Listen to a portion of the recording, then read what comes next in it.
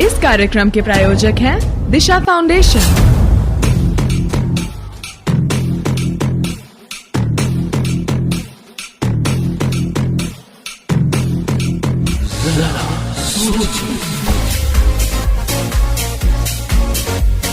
जी हाँ, FM rainbow पर फिर आ गया आपका दोस्त एसआर यानी संतोष राव लेकर दिशा फाउंडेशन की विशेष प्रस्तुति जरा सोचिए।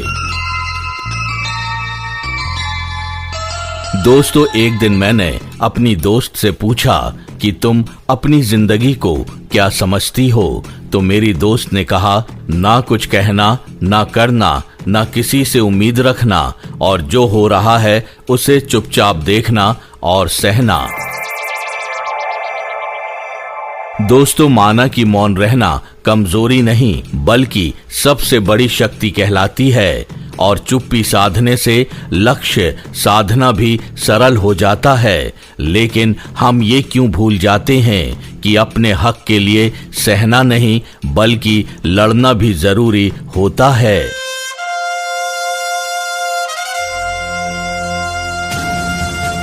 दोस्तों, ये कड़वी सच्चाई है कि अत्याचार उसी पर ज्यादा होते हैं जो अपने चोटों को छुपाए फिरते हैं। इसीलिए जरा सोचिए कि आप भी कहीं चुप रहकर अपने ऊपर हो रहे अत्याचार को बढ़ावा तो नहीं दे रहे। गम है क्यों हर खुशी कम है क्यों ये बता, हर घड़ी आँख भी नम है क्यों ये बता,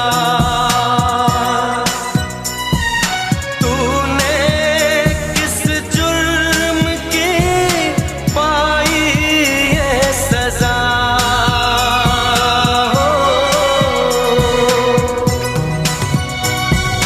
दर्द से दिल का संगम है क्यों ये बता,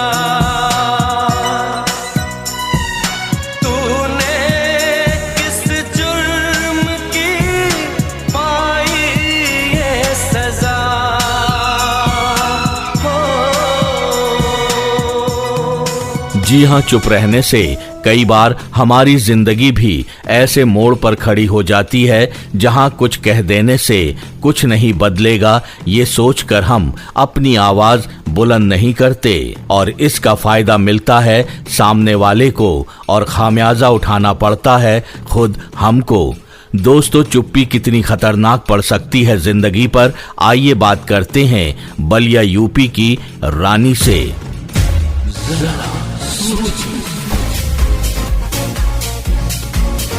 रानी, प्रोग्राम में आपका बहुत बहुत स्वागत है। आपका बहुत बहुत शुक्रिया मुझे इस कार्यक्रम में आमंत्रित करने के लिए। मैं अपने आप को भाग्यशाली समझती हूँ कि आपने इस इम्पोर्टेंट बर्निंग इश्यूज पे डिस्कशन करने के लिए मुझे चुना, मुझे आमंत्रित किया। रानी, सबसे पहले आप अपने बारे में बताइए। बेसिकली मैं बलिया यूपी से बिलोंग करती हूँ और करेंटली मैं Indian red cross society national headquarters नई दिल्ली में कम्युनिकेशन मैनेजर के तौर पे काम कर रही हूँ, अपनी सेवाएं दे रही हूँ। रानी, चुप रहना खास तौर से लड़कियों के लिए कितना खतरनाक पड़ सकता है जिंदगी पर? चुप रहना मुझे लगता है लड़कियों के लिए खतरनाक हो सकता है।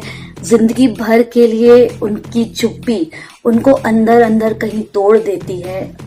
उनके एक्सप्रेशन, उनकी फीलिंग्स, उनकी भावनाएं बिल्कुल जैसे समाप्त हो जाती है। वो एक मुझे लगता है, मैं कह सकती हूँ कि ये एक स्लो पॉइजन का काम करता है। मेंटल, फिजिकल, इमोशन, सारी चीजें उनकी खत्म हो जाती है। वो अपने आप को एक, जैसे आप कह सकते हैं, एक पिंजड़े में जो पक्षी होती है वो उड़ने के लिए बहुत डेस्परेट होती है, लेकिन वो उड़ नहीं पाती, उसे उड़ना आता है। यही हालत हो जाती है जब महिलाएं अपने अधिकार को जानते हुए भी चुप रह जाती हैं। तो मेरा ये व्यू है कि अन्याय के प्रति चुप रह जाना क्राइम है। आपको अगर लगे कि आपके साथ कुछ गलत हो रहा है तो आप डरे ना, आप अपनी आवाज बुलंद करें और अपने राइट्स, अपने अधिकार के लिए लड़े। समाज, सोसाइटी सब कुछ अपनी जगह है, पर अपनी अधिकार, अपने आत्मसम्मान के लिए हर इंसान को लड़ना ही चाहिए। सही कहा आपने, हर इंसान को लड़ना चाहिए। लेकिन कुछ लोगों का मानना है कि चुप रहकर हम बहुत सी मुश्किलों से अपने आप को बचा सकते हैं। हाँ, चुप रहने से बहुत सारी मुश्किलें बचा तो सकते हैं, बट वो लॉन्ग टर्म, लॉन्ग ड्यूरेशन के लिए नहीं होती। मुझे लगता है कि लंबे समय में अगर आपके साथ कुछ गलत हो रहा है, आपको लग रहा है कि आपके आत्मसम्मान को ठेस पहुंच रही है, आपके वायलेशंस, आपके राइट खतरे में है, तो आपको अपनी हक के लिए अपनी आवाज उठाना ही पड़ेगा, आपको उठाना ही चाहिए। यानी आपको लगता है कि सबसे पहले खुद को बदलने की जरूरत है, अपनी सोच को बदलने की जरूरत है। हाँ, मुझे बिल्कुल ये लगता है कि खुद को बदलने की जरूरत है, अपनी सोच को बदलने की जरूरत है। महिलाएं पिलर होती हैं एक सोसाइटी की, एक समाज की।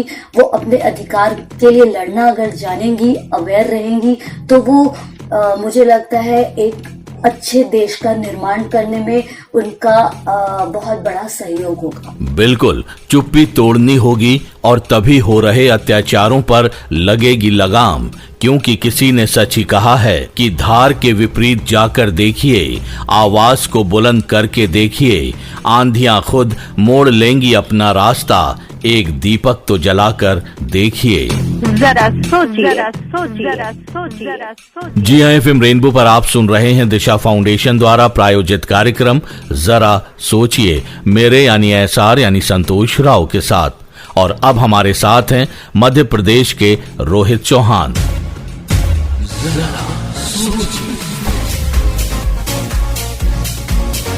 रोहित, प्रोग्राम में आपका बहुत बहुत स्वागत है। बहुत बहुत शुक्रिया। अच्छा, सबसे पहले अपने बारे में बताइए। जी, जैसा कि आपने आधा बता ही दिया है, मेरा नाम रोहित सिंह चौहान है और मैं पेशे से पत्रकार हूं। आजकल दिल्ली में लगभग 4 साल से एक नेशनल न्यूज चैनल को अपनी सेवाएं दे रहा हूं। ओके रोहित, आजकल दूसरे पर अत्याचार होते देख चुप्पी साधने में ही हम भलाई मानते हैं, क्या कहेंगे? आजकल देखा गया है कि जब आप किसी के मुद्दे पर आप बोलते हैं तो वो कई बार हर इंसान की प्रकृति जो होती है, नेचर होता है, एक जैसा नहीं होता है। कुछ लोग तो होते हैं जिनको ये लगता है कि अगर कोई बेहतर इंसान है, जानकार इंसान है, ज्ञानी इंसान है, तो उससे हम सीख ले लें। लेकिन कुछ लोग ऐसे होते हैं कि वो हर मुद्दे पर अपने आप को सही मानते हैं। वो सही कर रहे हो, गलत कर रहे हो, इससे उनको कोई मतलब नहीं होता है। उनको इस चीज से मतलब होता है कि हम जो कह रहे हैं बस वही सही है, उसके अलावा इस दुनिया में कुछ सही है नहीं। मैं आपको सच्ची कहानी सुनाता हूं, मेरे ही गांव की है। एक हमारे दूर के रिलेशन में ही है, उनके नशे की लत के कारण उनकी धीरे धीरे वो जो नशे की लत थी बढ़ती चली गई और उसी के कारण इन्होंने नौकरी छोड़ दी। उन्होंने अब घर में अपनी बीवी को मारना, बच्चों को मारना, यहां तक कि 2-3 बार अपनी बीवी का सर तक फोड़ चुके हैं। अब आप समझ सकते हैं। ऐसे एक बार बाजू वाले घर में हम लोग बैठे हुए थे, अचानक चीख पुकार सुनाई देने लगा। ये अपनी बीबी को मार रहे थे नशे की लत में। हम लोग दौड़ दौड़ के गए, उनको छुड़ाए, उनको मनाने लगे। तो वो अपने धुन में, कौन होते हैं आप लोग बोलने वाले, कौन होते हैं आप, हमारे मुद्दे पर कैसे बात कर सकते हैं, आपसे क्या मतलब, मेरी बीबी है, मैं जो कहूं ये कहूं। तो हम लोगों ने उनको समझाने की कोशिश की कि भाई देखिए, आप नशे में हैं, खा पी के सो जाइए। हमने उनकी बीवी को जो थी उनको भी बोला कि भाई आप क्यों नहीं समझाती हैं। तो वो या तो डर बस नहीं बोल पाई, या वो उनको दिखाने के लिए नहीं बोल पाई, या फिर वो उनको दिखाने के लिए ऐसा एक्ट कर रही थी कि कल उनको सुधार सके, या हो सकता है कि मेरे व्यवहार से उनमें बदलाव आए। उन्होंने भी सेम शब्द यूज किया कि देखिए, हम लोगों के आपस की बात है, आप लोग इसमें मत पड़िए, आप लोग जाइए। वैसे रोहित, इस तरह की घटनाएं अमूमन ज्यादातर घरों में देखने को मिलती है, और आपकी कहानी को सुनकर हम यही कह सकते हैं कि जिस पर अत्याचार हो रहा हो और या जो अत्याचार कर रहा है, दोनों को अपने में बदलाव लाने की जरूरत है और अपनी अपनी सोच को बदलने की जरूरत है। बिल्कुल सही कहा आपने, दोनों को बदलने की जरूरत है, दोनों को बराबर सोचने की जरूरत है। और कभी भी हमको इस दुनिया का सबसे ज्ञानी, सबसे महान, सबसे बड़ा मानकर मानकर नहीं चलना चाहिए। यह मानकर चलना चाहिए कि हमारे अंदर कुछ कमियां होंगी, कुछ अच्छाइयां होंगी, और अगर हम थोड़ा थोड़ा थोड़ा थोड़ा करके अपनी कमियों को हटाते रहेंगे, दूसरों से सीखते रहेंगे, तो हम बहुत आगे तक जा सकते हैं और अपने ज्ञान को बढ़ा सकते हैं, और हम खुद भी अपनी जिंदगी को बेहतर बना सकते हैं। बहुत अच्छी बात बोली है आपने रोहित। दोनों को समझने की जरूरत है। फिर भी ऐसे वक्त में महिलाओं को अपनी आवाज बुलंद करनी होगी, नहीं तो उन पर पुरुषों का अत्याचार जारी रहेगा। बिल्कुल आवाज बुलंद करने की जरूरत है। यहाँ तक कि आवाज तो महिलाएं बुलंद करें ही, वो दबे ना रहें, वो सब ठीक है, लेकिन सबसे बेहतरीन तो इसी में है कि दोनों आपस में मिलकर काम करें, क्योंकि सृष्टि का मतलब यही है कि दोनों को साथ चलना है। तो किसी की बातों में न आए, किसी की बातों में आकर, या नशे में, या किसी गलत भावना में आकर, या किसी बयानबाजी में आकर अपनी जिंदगी को खराब ना करें। दोनों मिलकर चलें, महिलाएं भी अपनी आवाज उठाएं, और मैं तो ये कहूंगा कि महिला पुरुष की आवाज को भी बुलंद करने में मदद करे और पुरुष महिला की भी आवाज को उठाने में मदद करे। और जिस घर की महिला के साथ ऐसा कुछ हो रहा है, वो अपने घर की महिलाओं को ये जरूर सिखाए कि भाई अगर कभी अत्याचार हो रहा है, कोई रास्ते में या कार्य क्षेत्र में या कहीं भी आपके साथ अगर कोई गलत कर रहा है, तो उसमें आपको शर्माना नहीं है, डरना नहीं है, आपको अपनी आवाज को बुलंद करना है, और इन दोनों को तो मिल के साथ चलना चाहिए, कभी किसी के बहकावे में नहीं आना चाहिए। जरा सोचिए। देखा है जिंदगी को कुछ इतना करीब से,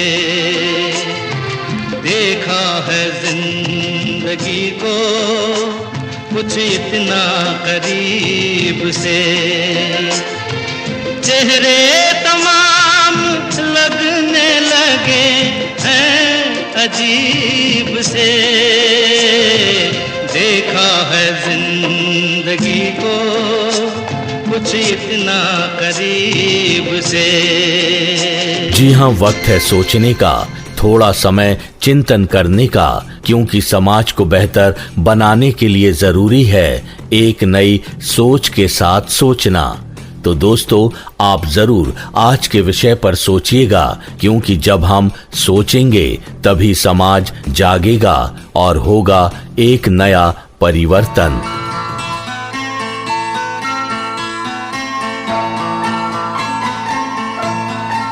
दोस्तों, अगर आप भी इस कार्यक्रम के माध्यम से कुछ कहना चाहते हैं तो आप हमें फोन या मैसेज के जरिए जरूर बताएं। हमारा नंबर है 9999563157। जी हाँ, 9999563157। नीलाम हो रहा था किसी नाज़नी का प्यार,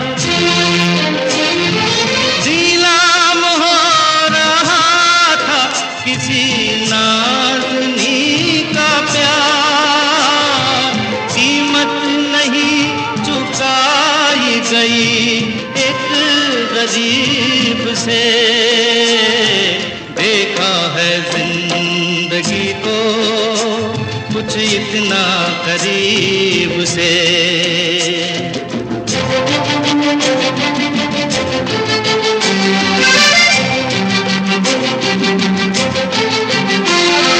तेरी वफा की लाश पे ला मैं ही डाल दूं, तेरी वफा की लाश पे ला मैं ही डाल दूं, रेशम का ये कफन जो मिला है रकीब से, देखा है जिंदगी को कुछ इतना करीब से, चेहरे तमाम लगने लगे हैं अजीब से, देखा है जिंदगी को कुछ इतना करीब। तो दोस्तों, आज के लिए इतना ही। अगले हफ्ते फिर आपसे होगी मुलाकात एक नए विषय के साथ। तब तक के लिए आपका दोस्त एसआर यानी संतोष राव लेता है आपसे विदा। नमस्कार।